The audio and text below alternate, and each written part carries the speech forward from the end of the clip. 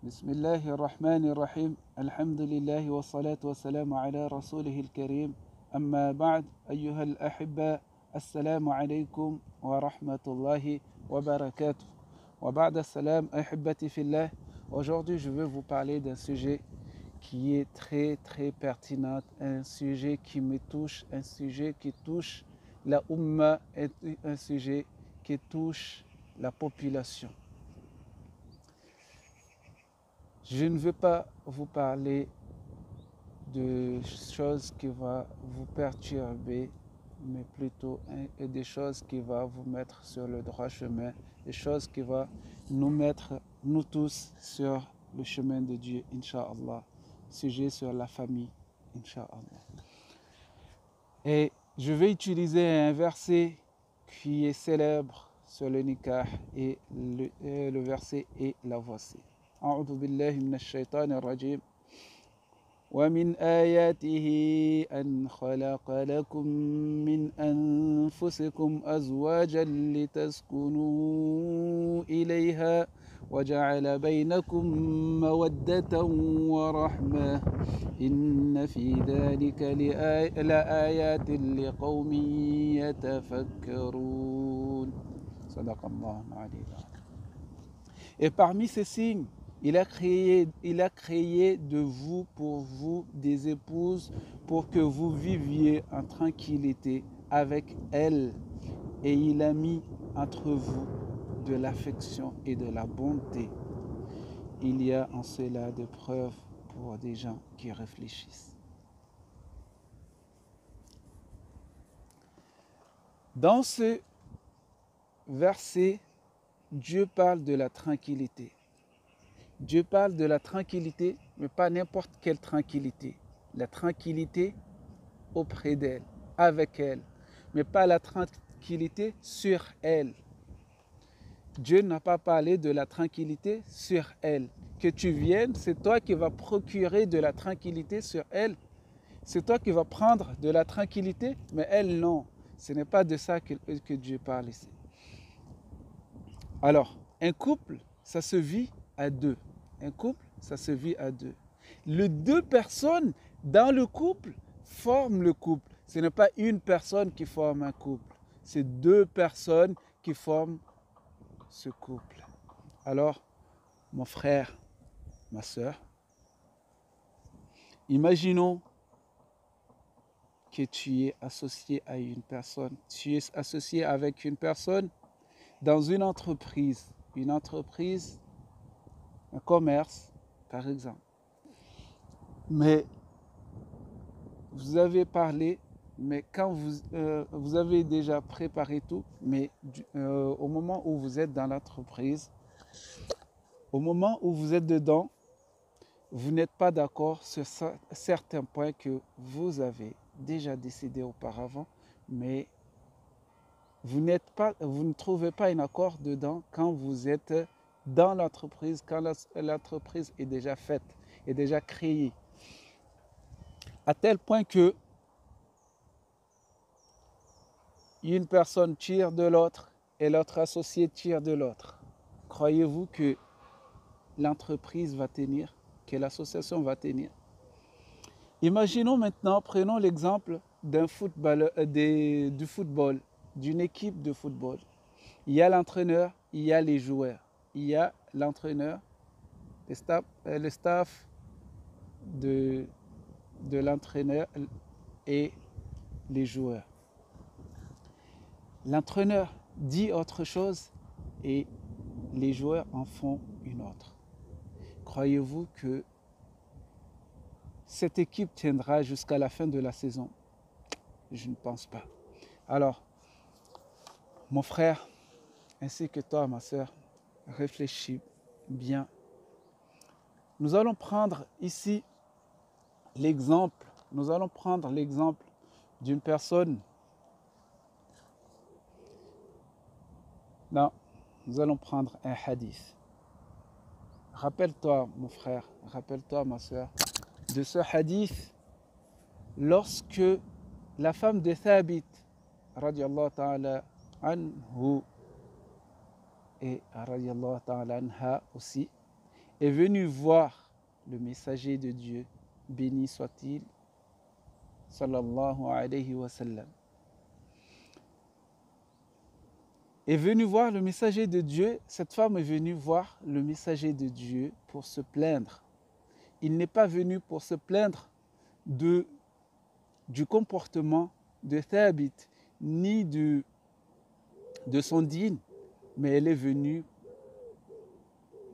pour se plaindre car elle craint d'être mécréante. Elle craint d'être ingrate envers son Seigneur, d'être ingrate dans la religion. Alors, parce qu'elle n'en peut plus, elle n'en pouvait plus, elle n'en pouvait plus. Elle n'aime pas son mari. Elle n'aimait pas son mari. Alors, qu'est-ce qu'elle a dit? Qu'est-ce que le messager de Dieu, sallallahu alayhi wa sallam, lui a dit? Vas-tu lui rendre son jardin? Car cette femme lui a donné, car cet homme lui a donné, Thabit ibn Qais, radiallahu ta'ala anhu, a donné à cette femme un dot. Son dot était un jardin. Alors le messager de Dieu, sallallahu alayhi wa sallam, lui a demandé, vas-tu lui rendre son jardin? Oui, répondit-elle.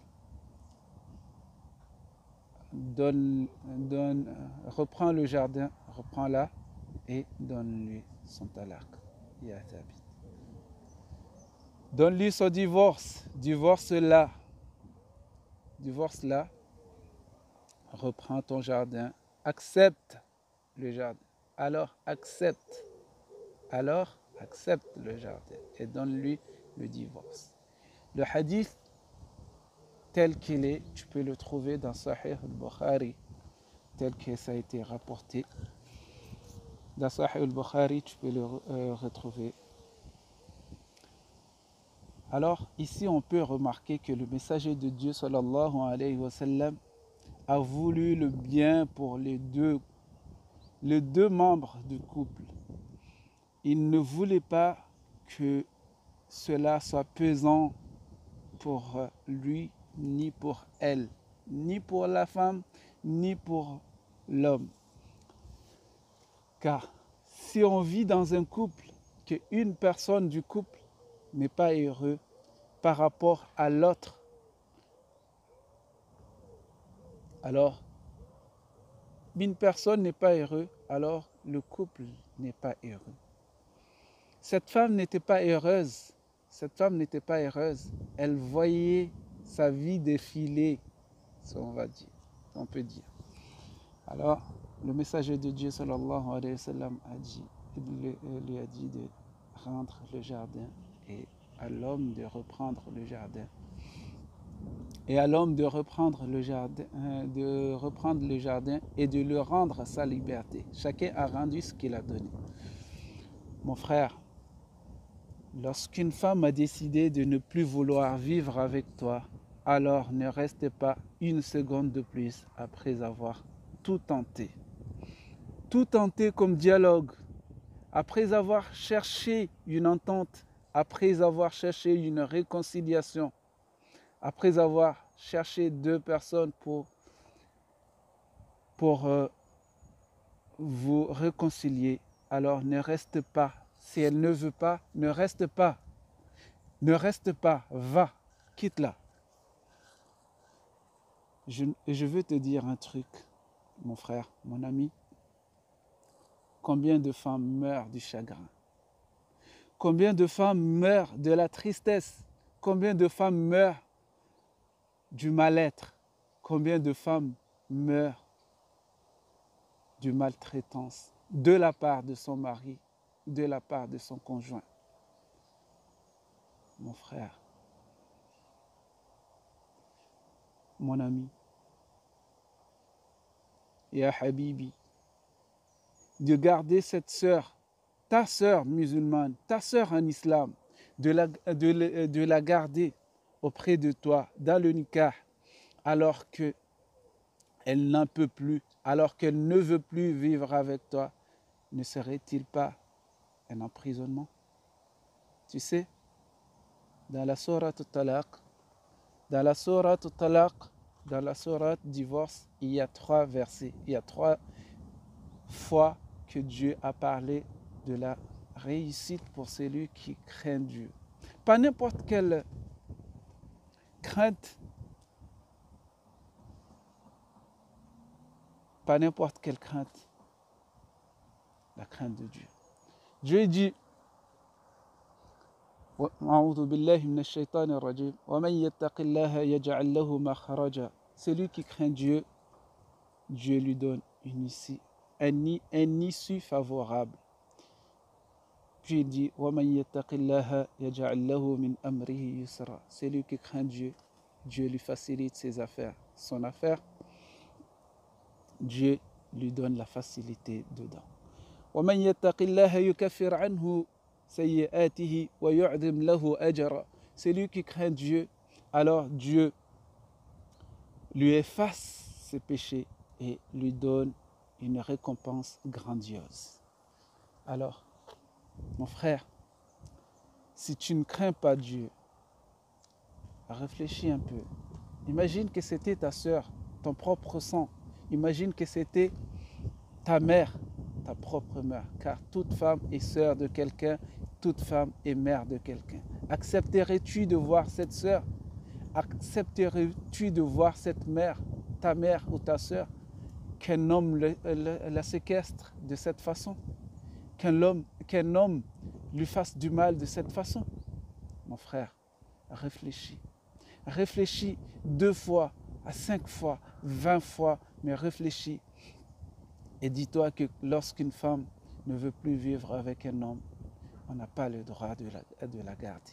On n'a pas le droit de la séquestrer. Crains ton Seigneur. Crains ton Seigneur et il te donnera une épouse qui sera en accord avec tes valeurs. Une épouse qui sera à ta hauteur. Ne crains pas d'être seul. Crains ton Seigneur. Mange ta jalousie. Mange ta jalousie et bois ta jalousie. Bois-la. Pourquoi tu ne veux pas la libérer? Parce que tu reconnais les bienfaits qui sont en elle. Tu reconnais ses valeurs. Tu reconnais.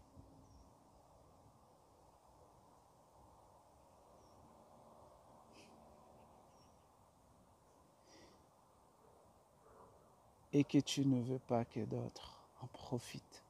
Tu reconnais ses valeurs et que tu ne veux pas que d'autres en profitent de cela. C'est ça? C'est ça? Et si c'est le cas, pourquoi tu lui mens en lui disant que personne ne se marierait avec toi? Personne ne va se marier avec une femme comme toi. Alors que tu sais très pertinemment comme moi que si tu la trouves belle, ou si tu l'as trouvée belle auparavant, alors d'autres l'ont peut-être vu cela avant toi. Et que peut-être que d'autres peuvent la rendre une reine. Si toi tu n'en peux pas, si toi tu ne peux pas le rendre une reine, peut-être peut le rendre une reine. Un homme qui garde une femme contre ses grés, et pour moi, n'est pas un homme. Ce n'est pas un homme. Ce n'est pas un homme, car il ne veut pas s'assumer. Il ne veut pas s'assumer. Si tu ne te vois plus, si tu te vois plus beau, si tu te vois plus beau qu'Apollon, et plus fort qu'Héraclus, plus fort qu'Hercule, alors tu t'assumes et Dieu te donnera une femme à ta hauteur. Dieu te donnera une femme à ta hauteur avec tes valeurs, avec ta beauté. Peut-être c'est Aphrodite, on ne sait pas. Et un dernier truc, mon frère. Un dernier truc avant de partir. Crains ton Seigneur et ne pars pas comme un voleur. Crains ton Seigneur et ne pars pas comme un voleur. Alors, avant de partir, libère ta sœur de la corde que tu as attachée à son cou, afin qu'elle puisse faire son coup, afin qu'elle puisse vivre sa vie à son tour. Et ne la traite pas comme une moins que rien. Ne la traite pas comme une femme sans valeur. Il se peut qu'elle est plus proche de son Seigneur que toi. Alors, crains le doua d'une femme madlouma, d'une femme qui est traitée d'une injustice, qui a subi de l'injustice de la part de son mari. Car si tu pars sans lui donner son talaq, sans lui donner son divorce pour lui faire du mal, alors tu es pécheur. Tu es pécheur, mon frère. Que Dieu te guide vers le droit chemin, vers la droiture. N'oublie pas, crains ton Seigneur. N'oublie pas que notre vie ne s'arrête pas là, mais il y a une suite. Et le jour de Qiyamah, tes actions lui sera données. Tes actions seront données à cette femme, Inch'Allah, si toi, tu n'acceptes pas. Tes actions seront données à cette femme le jour de la résurrection. Et elle sera libérée de toi, Inch'Allah.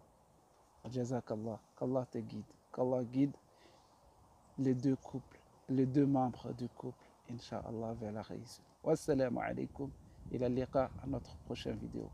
Si cette vidéo t'a plu, alors abonne-toi si tu n'es pas encore abonné et partage-le. Peut-être que tu vas sauver des vies, Inch'Allah, bi'idnil karim.